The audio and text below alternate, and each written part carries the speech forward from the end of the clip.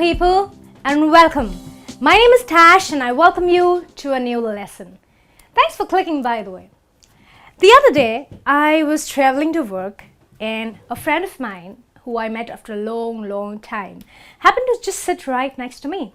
And she started asking me about my job because she knew that I had just taken up a new job, and she started inquiring about my new workplace.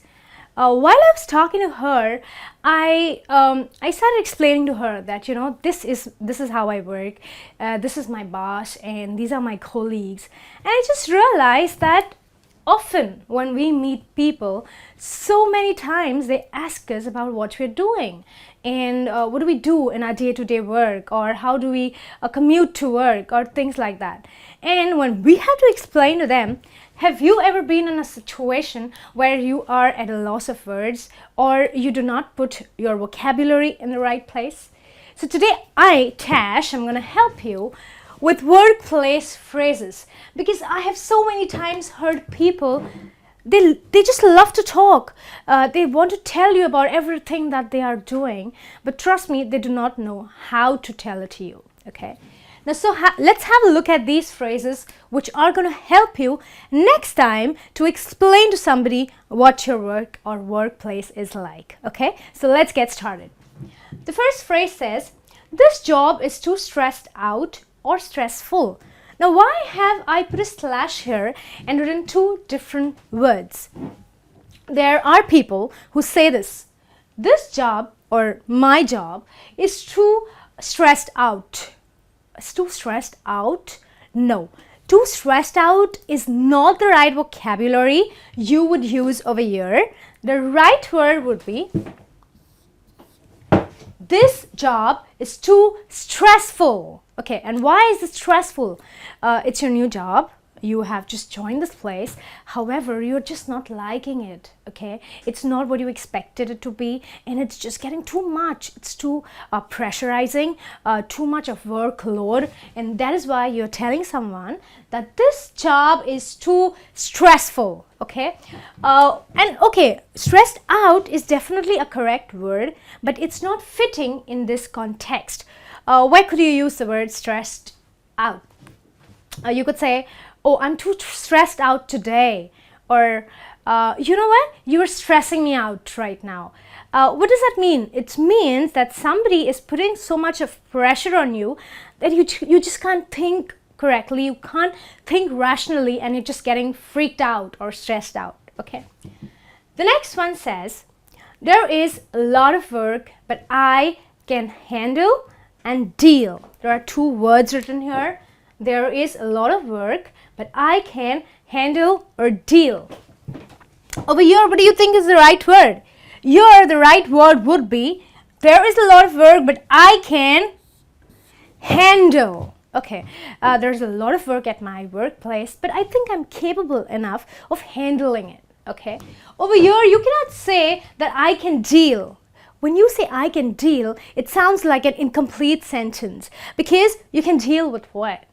Okay, so you can say there is a lot of work, but I can handle my work. I'm just capable enough of handling it.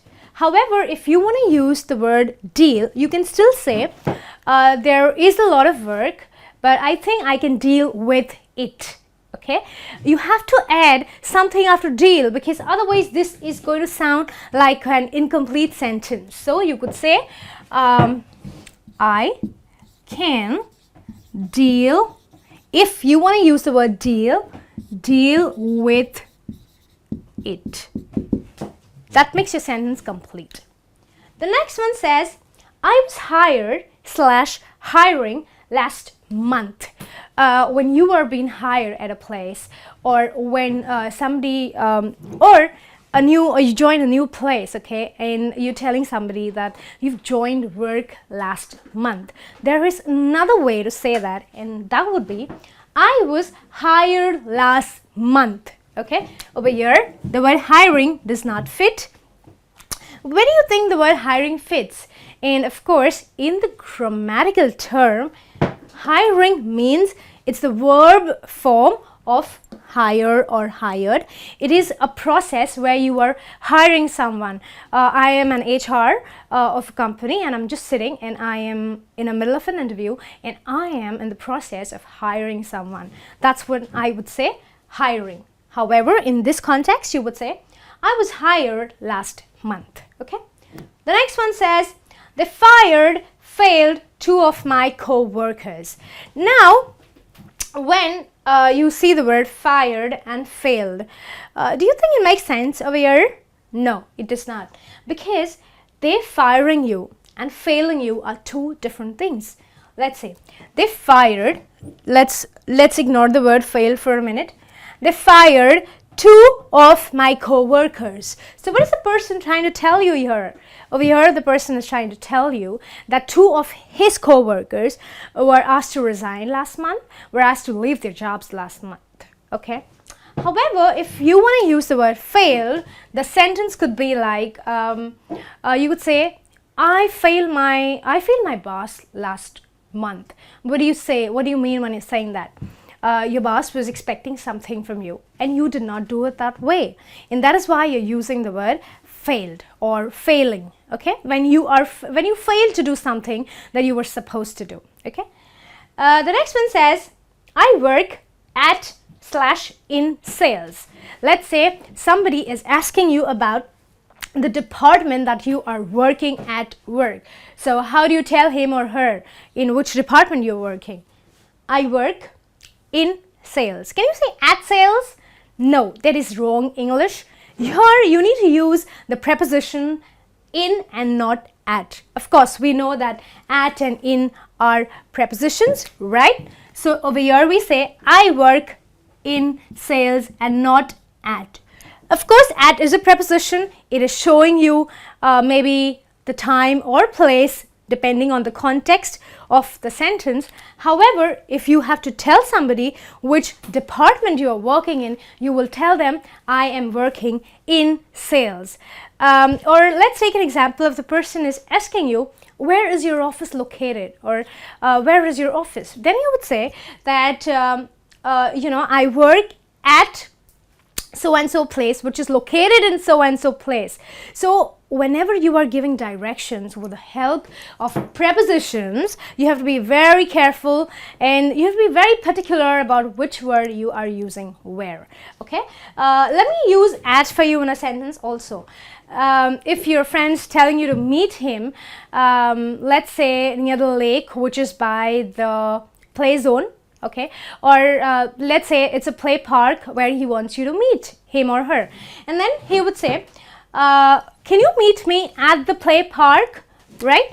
So can you meet me at, over here I'm using the preposition at the play park.